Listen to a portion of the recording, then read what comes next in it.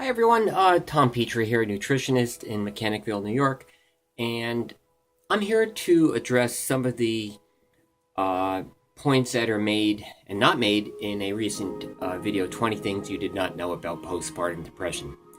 This is very important because approximately 15% of women out there are afflicted by PPD, and it was made in a sad way popular by the case of Andrea Yates, who killed her 5 children about 20 plus years ago in Houston, Texas. And so what I want to do is address some of the things that are mentioned in this slide presentation. 20 pictures, I guess, things you didn't know about postpartum depression. First thing it mentions that if you have had it before, or you have previous conditions like some different kinds of depression, you might be more at risk, which is true.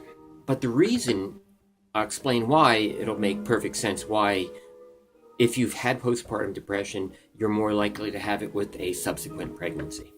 And if you have thyroid disorders, you're more likely to have PPD. And this is true because PPD is characterized by lack of energy, mood swings, and thyroid disorders certainly contribute to mood swings. One of the things mentioned is parent coaching. You know, with all due respect, healthy parents don't need coaching. The animals in the wild don't need to know how to take care of their young.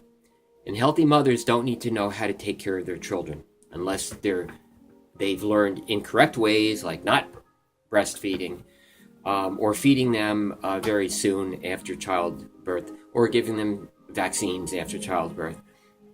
But one of the things that they mentioned is SSRIs, select serotonin reuptake inhibitors, may be beneficial.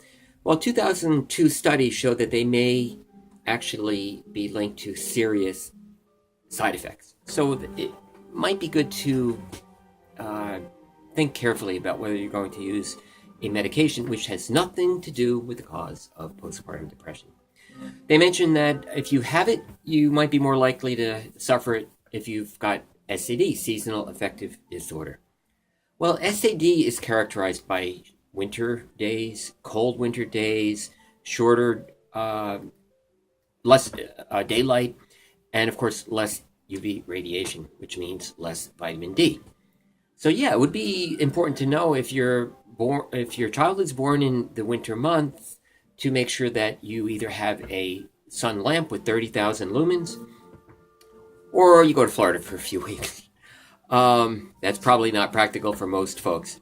They mentioned that postpartum depression may be characterized as post-traumatic stress disorder. Wow, that's pretty extreme. Well, in the case of Andrea Yates, that was pretty extreme.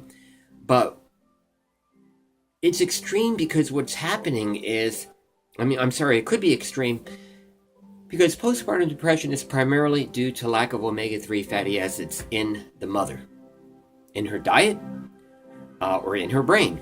Now, if it's not in the mother's diet, omega-3 fatty acids like DHA and EPA, if they're not in cold water fish that she's eating, if she's not eating cold water fish, if she's not eating rich sources like walnuts, soybeans, or maybe even flaxseed oil, another rich source, they're going to have to come from her brain. And this is why women who have had PPD are more likely to have it with each subsequent pregnancy.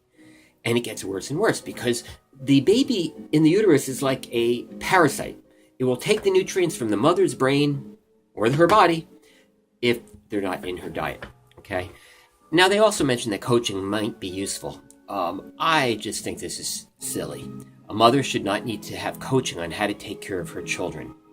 I just don't think if she needs coaching, great. But a healthy mother who's got enough folic acid, which, by the way, could help prevent the 1 in 8 children in this country that are born premature for some crazy reason. Why we're the 31st or 32nd nation in the world in infant mortality? Beyond me, but one of the reasons is mothers are not being told to eat dark green leafy vegetables. That's another issue, though. That has to do more with birth defects and premature children. Babies. they're mentioning that we want to embrace natural treatments like deep breathing, slow breathing. I'm all in favor of that, but if the mother has a deficiency of omega-3 fatty acids, deep, slow breathing, yeah, it might help with depression and anxiety, but it's not going to substitute for the nutritional deficiency that she has. And finally, I'd just like to mention that one of the items not mentioned in this little presentation was that there are essential oils like ylang ylang, lavender, jasmine, rose, sandalwood that might be beneficial for ameliorating, cutting down on symptoms of postpartum depression. That's all I have to say. PPD is a serious ailment. It afflicts about 15% of women after having a baby. But omega-3 fatty acids, by far the most important thing. That's all. Thank you. Oh, by the way, my website, tompetrie.com.